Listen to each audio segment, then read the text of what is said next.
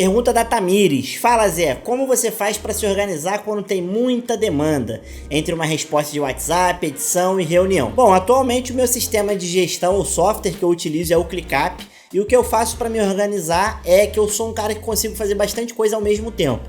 Então, enquanto eu estou editando ali, se não for algo muito imersivo, então se for uma edição mais simples, uma decupagem mais de boa, o que eu faço é dar uma pausa mesmo na edição. Agora eu só estou com um monitor, porque eu estou no processo de mudança. Em breve vai ter um estúdio novo para as gravações, mas eu trabalho com 2 monitores, então normalmente eu deixo o WhatsApp aberto, por exemplo, num segundo monitor, e vou editando, e caso chegue alguma notificação urgente, eu já paro para responder no monitor secundário. Sempre que chega uma demanda nova, algum cliente me pede alguma coisa nova, o que eu faço é já pegar essa demanda, cadastrar no meu ClickUp para poder botar lá o prazo, o briefing, enfim, todas as informações necessárias. E quando alguém entra em contato para pedir um orçamento, eu dou uma primeira atenção, né? Então pergunto ali um pouco mais sobre o projeto, e que aí eu já atendo o cliente e espero ele me dar mais informações. Eu já faço ali meio que um pré-briefing para entender o que ele está precisando, e durante esse tempo que ele está pensando lá e respondendo com mais calma, eu sigo trabalhando, pauso, edito, volto, respondo. Então assim, é um processo de muito vai e volta, sabe? Então eu pauso, respondo, volto, edito, pauso, respondo, volto, edito. Reunião é muito raro, mas quando tem eu agendo, e aí se precisa eu paro ali o processo de edição e parto para reunião também sem problema nenhum. Há pouco tempo atrás eu contratei uma pessoa para me ajudar, então tem uma pessoa me ajudando hoje aqui no Estúdio Crow. Então quando chega uma demanda nova, na verdade é ela que organiza para mim, né? Então isso tem pouco tempo, então tudo que eu falei aqui eu fazia, e agora eu tenho uma pessoa para me auxiliar nesse processo de gestão das minhas tarefas, tá? Mas é isso, é meio que fazendo tudo ao mesmo tempo, é uma correria mesmo. Não sei se tem uma receita de bolo aqui pronta para te passar, mas se você não consegue fazer muitas coisas ao mesmo tempo, a dica que eu dou é você separar por blocos o seu dia. Então de manhã eu vou responder os orçamentos, eu vou separar uma hora aqui para organizar as tarefas, de tarde eu vou separar mais um horário para responder os clientes, vou separar um outro horário aqui para edição. Então você pode separar o seu dia por blocos. Funciona para muitas pessoas, acho que talvez possa funcionar para você também. Não sei se eu sou um bom exemplo disso, porque eu faço meio que tudo ao mesmo tempo, mas se isso não é muito fácil, faz isso, separa em blocos, que eu acho que vai funcionar para você. Bom, seja bem-vindo ao nosso primeiro Pergunte ao Zé, e nesse quadro aqui eu vou buscar algumas perguntas aqui espalhadas pelo canal, mas eu vou priorizar as perguntas que vão estar dentro dos vídeos de Pergunte ao Zé mesmo. Então se você tiver alguma dúvida aí pro próximo vídeo, que você quer que eu responda você em vídeo, é só deixar aqui nos comentários desse vídeo, que eu vou fazer de tudo para responder, para tentar soltar esse quadro com uma frequência bem legal, para estar sempre conversando com vocês e batendo esse papo, beleza? Agora bora para a pergunta do Henrique Oliveira. Já teve que lidar com feedback negativo nas suas edições? Isso impactou de alguma forma o seu trabalho no dia a dia? Já tive feedback negativo. Eu já tive um vídeo que não foi aprovado. A cliente ela simplesmente falou que não gostou do resultado, que eu não consegui chegar no que ela esperava, e era um projeto que tinha um prazo um pouco apertado. Ela falou que simplesmente era melhor não fazer. Então ela falou: Zé, eu não gostei, não chegamos no resultado que eu procurava, então eu acho que não adianta eu te passar o feedback, porque acho que a gente não vai chegar lá com o prazo que a gente tem. E como isso me impactou de verdade, eu fiquei muito de boa, porque pelo briefing que ela me passou, eu consultei outros colegas, pedi opiniões de outros amigos editores, pedi opinião de pessoas leigas, e elas falaram que eu consegui reproduzir o briefing da cliente. Só que quando eu vi o resultado final do vídeo que ela mesma editou, realmente estava muito diferente mesmo do que eu poderia chegar. Então assim, com o briefing que ela me passou, eu jamais chegaria naquele resultado, sabe?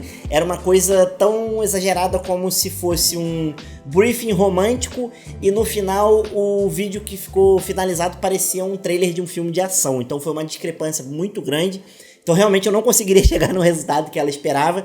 Então esse foi o único feedback negativo que eu lembro bastante. Isso não impactou muito não. E assim, no meu dia a dia, existem feedbacks assim, de melhoria, né? Corrige isso aqui, troca esse mais, isso aqui não ficou legal. Mas eu acho que isso é um processo normal para quem trabalha com atendimento, com serviço. Então eu sempre costumo dizer que, por exemplo, eu não cobro por ajustes nos vídeos, porque eu sou contratado para entregar o vídeo para o cliente, para que ele fique satisfeito com o vídeo, com o resultado final, né? Então, por exemplo, essa cliente até perguntou: Zé, quanto que eu te devo? Apesar de eu não usar o vídeo, quanto que eu te devo? Eu falei: não me deve nada, você não vai usar, não tá satisfeito, tá tranquilo, vai lá, segue sua vida aí que eu vou seguir a minha e tá tudo certo. Então assim, não me afetou não, mas se você receber um feedback negativo, tenta ver o que o cliente disse ali, ver se faz sentido e ver os pontos que realmente você pode trabalhar para evoluir em cima daquilo que ele comentou. Então às vezes o cliente tem razão sim em reclamar de uma coisa ou outra, pedir um ajuste ou outro, faz parte do processo. O importante é você pegar aquele feedback e partir pro próximo, beleza? Triangulando Futebol mandou aqui assim, ó: você acha possível aprender de graça tudo sobre edição de vídeo? Com certeza, apesar de eu ter a comunidade, eu querer vender o acesso para vocês, dá para aprender tudo sim de graça. O YouTube aqui mesmo, eu tô ensinando bastante coisa aqui para vocês e tem muitos canais muito legais que vocês podem consumir o conteúdo, aprender, editar, e tem até cursos completos. Por exemplo, você escrever assim, curso completo Adobe Premiere, você vai encontrar ou uma playlist com vários vídeos, ou um vídeo gigante. Tem muito material da própria Adobe que ela disponibiliza lá no canal dela. Então assim, com certeza você consegue aprender tudo de graça. A vantagem de comprar um curso, de comprar uma plataforma, de acessar alguma coisa do tipo, é a ordem, né? Você vai aprender meio que na ordem, você vai ter um caminho mais certeiro. Eu acho que seria mais a velocidade do aprendizado, mas é possível com certeza você aprender tudo de graça. E eu recomendo que você aprenda tudo de graça mesmo, que você pesquise, consuma aqui os conteúdos do canal, aproveite e se inscreve aqui para ficar de olho sempre que vier um vídeo novo. E assim, se você achar que precisa de mais velocidade, que precisa tirar dúvida, que você quer ter um acesso direto ali, né? Você quer meio que um acesso direto ao seu professor do curso, quer ter uma plataforma para tirar dúvida e ser respondido, aí o caminho talvez seja comprar um curso e se especializar, tá? Pode ser que algum lugar que vai te contratar, que você queira se candidatar a uma vaga, peça certificados, então os cursos vão te ajudar para isso também. Mas se a gente está falando da parte prática, eu acho sim que você pode aprender não só sobre edição de vídeo, mas sobre muito conteúdo do audiovisual. Eu acho sim que você pode aprender de maneira gratuita na internet e principalmente aqui no YouTube. O Felipe Brito mandou aqui: cara, você usa algum plugin para fazer transições de zoom ou packs? Sim, o plugin que eu mais utilizo hoje no Premiere é o Premiere Composer, que é um plugin lá do Mr. Ross. Eu uso a versão gratuita mesmo, ele é suficiente, ele já entrega algumas transições bem legais. Quando eu preciso de algo mais elaborado, eu assino a Envato, então eu baixo alguma coisa lá dentro da Envato para me ajudar. Quando eu quero algo um pouco mais elaborado, mas não quero construir. E quando algum cliente pede algo realmente específico em cima da necessidade dele, aí sim eu vou construir a transição, o zoom, seja o que for, em cima do material daquele cliente, da identidade visual dele, seja o que for. Então assim, em 95% das vezes eu vou usar ou algo do plugin ou algo pronto que eu vou baixar da internet, da Envato ou de algum site do tipo. No que sobra é algo mais criado que eu vou fazer do zero mesmo para atender uma determinada demanda específica de cada cliente, tá? Mas no geral eu uso plugin sim, eu uso bastante Premiere Composer. Em alguns casos eu uso Motion Bro lá dentro do After Effects, que em alguns casos tem também alguns elementos ali legais para você usar de zoom, transições e tal. E sobre packs, não, packs eu não uso porque eu acho que o pack ele fica uma tonelada de arquivo no teu computador, então é um processo ali chato de você procurar tudo. E como eu assino Envato, ensino Artlist, assino várias plataformas para trabalhar para os meus clientes, eu acho mais fácil entrar no navegador lá, buscar o nome que eu quero e o próprio navegador, né, o próprio sistema já fornece para mim. Eu vou lá e baixo e já uso aquilo ali para aquele cliente, né? E aí o que eu vou fazendo? Eu vou criando uma pasta de assets, né, de recursos daquele cliente específico. Então sempre que eu começo um trabalho novo, eu começo do zero, eu procuro ir montando ali de acordo com a minha necessidade. Então, precisei de um barulho de um relógio pro vídeo desse cliente. Eu vou lá, crio uma pasta de sound effects, né, de efeitos sonoros naquele cliente e vou armazenando os arquivos que eu usei daquele cliente na pasta dele. Eu não crio uma pasta para usar, barulho de relógio, aí eu vou lá naquela pasta e procuro. Não, eu vou usar uma pasta para cada cliente. Então eu meio que, digamos assim, crio o pack de cada cliente que eu trabalho, sacou? Ó, se estiver curtindo essas dúvidas aí que eu tô respondendo, deixa o like e deixa sua pergunta aqui para eu te responder num próximo vídeo, beleza? Bora pra próxima aqui. O Laureci mandou aqui, ó: como é que tu lida com um cliente chato, com muito mimimi ou que tu não curte ele? E aí ele mandou uma outra pergunta aqui, né? Como você reusa o trampo? Bom, sobre cliente chato é aquela história, eu preciso pagar contas, então enquanto eu precisar aturar ele estiver me pagando bem, se ele for chato, paciência, eu vou aturar, eu vou atender. O máximo que eu vou fazer é tentar falar o mínimo possível, fazer o processo mais fino, mais redondinho e organizado possível para eu evitar ter que falar muito com aquele cliente, já que ele me estressa. Eu quero falar só assim o indispensável com ele, né? Então eu não vou dar muita corda, eu vou focar em fazer o indispensável, e a partir do momento que financeiramente aquele cliente não for mais viável para mim, aí provavelmente eu vou oferecer um reajuste de valor, e se ele não topar, aí automaticamente eu tô mandando um tchau para ele. Então acho que tem cliente bom, tem cliente ruim, tem cliente legal, tem cliente chato, mas no fim das contas os boletos continuam vindo. Então eu vou continuar atendendo, e a hora que eu puder escolher e eu tiver que escolher entre o cliente A e o cliente B, é claro que eu vou escolher o cliente que me paga mais e que de preferência seja um cliente mais gente boa também. Agora, sobre o reuso do trampo, normalmente, como eu falei, né, na pergunta anterior, eu crio um pack de coisas de cada cliente. E aí com isso, normalmente, por exemplo, se eu vou editar vários anúncios para um mesmo cliente, eu crio um projeto onde eu vou editar todos esses anúncios no mesmo projeto. Então eu vou terminar o primeiro anúncio e aí provavelmente eu vou usar um padrão de legenda, eu vou usar algum tipo de transição, eu vou usar algum tipo de imagem, talvez algum ajuste de cor.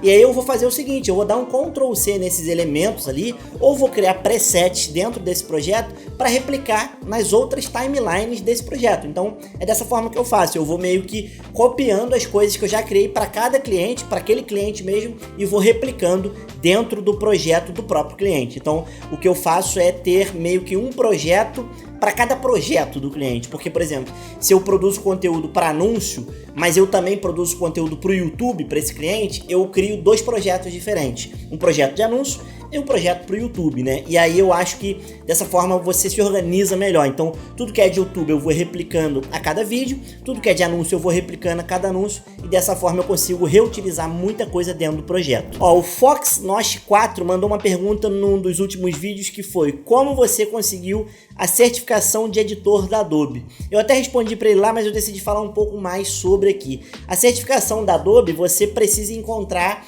primeiro uma empresa, né, um instituto que faça, que esteja disponível para certificar as pessoas. Aqui no Brasil, que foi a que eu fiz, que eu conheço e recomendo, é a ProClass. Eles cobram, se eu não me engano, R$750, é porque assim, é $150 a certificação, só que eles têm uma opção de você comprar um curso deles também para te ajudar nessa certificação. Eu recomendo porque o curso em si é baratinho. E aí você faz esse curso, e aí quando você estiver apto para fazer a prova, eles vão te dar as orientações. A prova, se eu não me engano, tem 50 minutos, são 30 questões, posso estar enganado, mas depois eu posso rever isso. E a prova é um pouco de múltipla escolha, tem coisa que você tem que clicar e arrastar para combinar os elementos ali. Tem prova prática, você acessa um Premiere remoto lá da Adobe, né? Então você até perguntou se eu sou certificado como editor da Adobe. Na verdade, a certificação que eu tirei foi a do Premiere. Então, atualmente eu sou certificado somente no Premiere pela Adobe.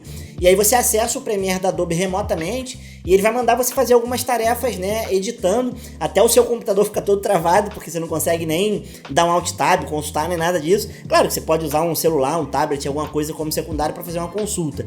Mas tem muita pergunta até assim, de o que são planos, perguntas sobre, vamos dizer assim, a cinematografia em geral, não somente a edição de vídeo, né, mas o que é um plano americano, o que é um plano aberto, o que é um plano de point of view, né, aquele POV. Então tem perguntas além, né, que vão além da edição de vídeo. Toda a prova é em inglês e você precisa acertar pelo menos 70% da prova. Eu, se eu não me engano, acertei 92% e aí consegui a certificação, e hoje sou certificado no Premiere pela Adobe. Pretendo tirar outras certificações e vou contando aqui pra vocês, beleza? Bom, a última pergunta do vídeo, Davi Carvalho mandou também no nosso vídeo lá do Loudness, que foi o seguinte: uma dúvida que fiquei aqui, você faz esse rolê todo aí em todos os vídeos que edita ou só em alguns específicos? Essa dúvida ele perguntou sobre o último vídeo que eu postei, que é como normalizar, né, como deixar o volume do vídeo adequado para o YouTube e para outras redes sociais. E assim, tem vários processos, no final eu vou deixar aqui o card para você ir lá assistir esse vídeo, mas depende assim do tipo de projeto. Como eu já edito todo o projeto regulando os áudios ali, ajustando, usando o Essential Sound, usando o Match Loudness, que eu uso lá, o Automatch, né? Meio que quando eu finalizo o vídeo, ele já tá com o áudio ok. Então pode parecer um processo muito trabalhoso quando você já editou o vídeo todo e precisa meio que voltar para ajustar. Só que como eu já começo, né, e termino o vídeo fazendo esses ajustes, acaba que eu não preciso fazer esse processo todo.